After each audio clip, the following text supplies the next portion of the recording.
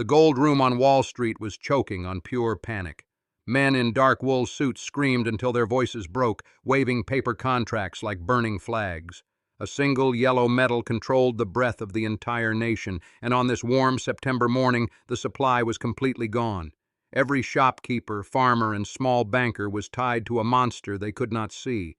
Someone had secretly bought the whole market, and the price was soaring higher by the minute. Jay Gould sat far away from the screaming crowd, quiet as a spider in a dark corner. He was a small, pale man with cold, dark eyes and a mind that worked like an iron trap. Gould did not care about fast horses, fine clothes, or bright city lights. He cared only about power, and he knew that money was just a sharp tool to bend other men to his will. He looked at the vast riches of the nation and saw a giant puzzle waiting to be broken. Right beside Gould stood Jim Fisk, a loud man who loved gold buttons, big diamonds, and public attention. Fisk was the loud thunder to Gould's quiet lightning. Where Gould whispered numbers in dark rooms, Fisk shouted big promises to anyone who would listen on the street. Together, they made a dangerous pair. Gould had the cold brain to build the trap, and Fisk had the wild energy to drive the helpless victims right inside it. After the long and hard years of the Civil War, America was trying to heal its deep wounds. The government printed paper money called greenbacks to pay its mountain of debts, but real gold remained the true measure of wealth. People needed gold to pay government taxes and buy goods coming from far across the sea. If the national supply of gold shrank, the price of everyday food and clothes would swing wildly out of control. The entire country lived on this fragile edge. Gould studied the simple mechanics of the paper market with sharp eyes. He saw that the daily gold market in New York was actually very small. Only about $15 million in gold floated through private hands on any given day. The rest sat locked away in the thick stone vaults of the United States Treasury. If a man could control that small private pool, he could set any price he wanted and force the whole nation to bow down. To make his bold plan work, Gould needed to corner the market completely. He had to artificially buy up every single ounce of available gold and force every trader in town to buy it back from him at crazy high prices. But one huge threat stood in his way. If the national government opened its vault and sold its gold reserves, the market price would instantly crash, and Gould would lose every penny he had spent. Gould realized he needed political access straight to the top of the country. He could not just bribe a small officer, he had to reach the White House itself. President Ulysses S. Grant was a brave war hero, but he was new to the dirty tricks of high finance. Gould set his sight on the people closest to the president, looking for a weak point he could secretly push without anyone noticing. That weak link was an old politician named Abel Corbin. Corbin had recently married President Grant's sister, making him part of the first family. Corbin loved to look important in front of rich men, but his own pockets were completely empty. When Gould and Fisk approached him with a secret deal, Corbin smiled with greed. They promised to buy Corbin a large share of gold without him spending a single cent of his own money. In return for this secret gift, Corbin had to whisper in the president's ear whenever they were alone. He had to convince Grant that a high price for gold was good for American farmers trying to sell their crops. Corbin brought Gould onto the president's private steamship and invited him to small family dinners. Gould sat near the hero of the Civil War, carefully dropping ideas like seeds into rich soil, hoping they would grow into solid gold. Gould also used the press to artificially shape what regular people believed every morning. He paid writers to publish news stories claiming that high gold prices would help move American wheat across the ocean to Europe. It sounded like a noble idea that would help poor working families make a living. But behind the friendly headlines, Gould was slowly laying the lines of a giant trap to manipulate the entire national commodity supply for his own profit. By the late summer of 1869, Gould and Fisk began buying gold quietly through many different brokers. They bought millions of dollars in gold every single day, using borrowed money to double their power. Regular traders on Wall Street had no idea that a few greedy men were buying up the whole town. Gould bought more and more paper contracts, while Fisk bragged to everyone that the government would never release its gold. The price of gold began to climb step by step, rising from 130 up to 140. Small shopkeepers felt the sting as the cost of food and tools began to rise across the land. Other traders on Wall Street started to sweat with fear. They had made promises to sell gold they did not own, expecting the price to drop down.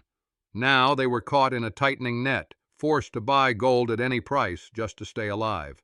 Panic spread like wildfire through the financial halls of the city. Traders who had worked for 30 years watched their life savings vanish in a few short hours. They ran wildly from door to door, searching for real gold to fill their contracts, but Gould held all the keys to the vault. Every path led back to his small desk, and he smiled cold tears as the price kept climbing higher into the sky. While Fisk shouted order after order in the crowded trading room, President Grant was far away in a small country town, taking a short rest. But Grant was no fool, and he slowly began to notice that something was wrong. Urgent letters arrived from worried businessmen, warning him that a group of gamblers was trying to corner the whole country. Grant looked at his brother-in-law, Abel Corbin, and grew deeply suspicious of his motives. Grant's wife sent a swift private letter to Corbin's wife, telling her to stop trading gold at once. Corbin panicked when he read the secret warning. He ran straight to Gould in the middle of the night, shaking with fear and pleading with him to pay off his gold shares so he could escape. Gould stared at him and realized the game was over. The president knew the truth, and the government vault was about to open wide. This was the moment of ultimate betrayal. Gould did not tell his own partner, Jim Fisk, that the sky was falling down. He knew that if Fisk stopped buying, the price would crash before Gould could sell his own massive heap of gold. So Gould kept his face completely still, telling Fisk that everything was going fine and that he should keep buying gold with all his power on the open market. While Fisk stood in public screaming out orders to buy millions more, Gould quietly opened back doors in dark rooms. Through secret brokers who did not use his name, Gould began selling off all his gold as fast as he could. He fed his own loyal partner to the wolves to save his own skin. Fisk kept driving the market higher, completely unaware that his best friend was selling the roof right out from over his head. Friday, September 24, 1869, became known as Black Friday. The gold room in New York turned into a roaring pit of madness and despair. Hundreds of men pushed and shoved, their faces red with sweat and tears. The price of gold shot up to $150, then $155, and finally hit $160. Fisk's agents were screaming at the top of their lungs, buying every piece of gold paper in sight as the crowd roared. Men lost their minds right on the dusty floor. Some collapsed into dark corners, clutching their chests in sharp pain.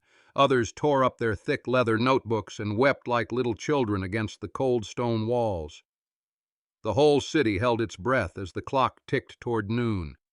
The entire economy of the United States was standing on the edge of a deep black hole, ready to fall in and shatter forever.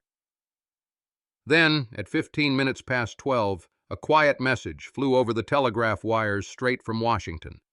The head of the Treasury had received direct orders from President Grant to sell $4 million of government gold immediately. The news hit the trading floor like a heavy iron weight dropped from the clouds. The bright fairy tale created by Gould and Fisk vanished in a single heart-stopping second. The price of gold collapsed like a house of thin cards, dropping from 160 down to 133 in just 15 minutes. Millions of dollars of real wealth disappeared into thin air. Men who were rich when they woke up that morning were completely ruined before lunchtime. The floor was covered in torn papers, forgotten hats, and broken lives, while the bitter smell of fear hung thick in the air. Fisk stood in the middle of the quiet room, his mouth open wide in total shock. He had just bought millions in gold that was now worth almost nothing. When he finally realized what Gould had done to him behind his back, his face turned pale as a sheet.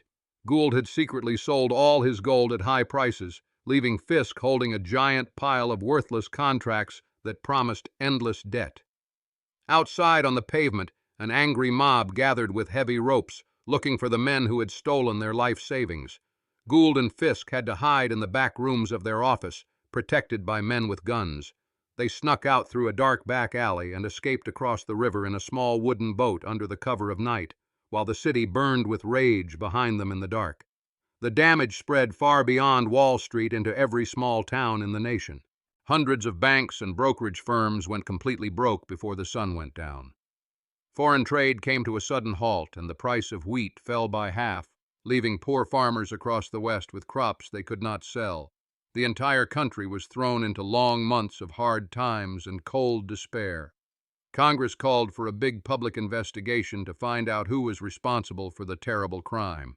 They questioned Gould, Fisk, and Abel Corbin for weeks under bright lights in Washington, but Gould had covered his tracks with thick layers of legal tricks, fake names, and silent bribes. Not a single man went to prison for destroying the national market, proving that law had no power against great wealth.